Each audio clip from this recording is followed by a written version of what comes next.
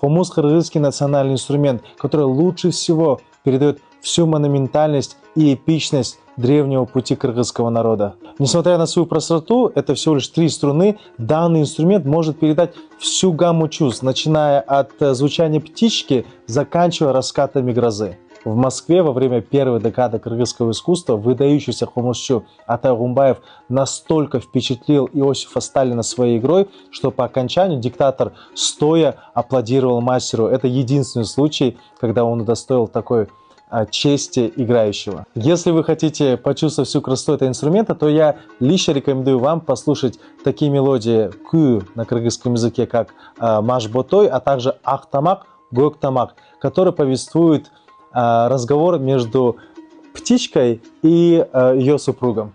Самый лучший хомус делается из юрука, потому что считается, что именно эта порода дерева передает самый лучший звук.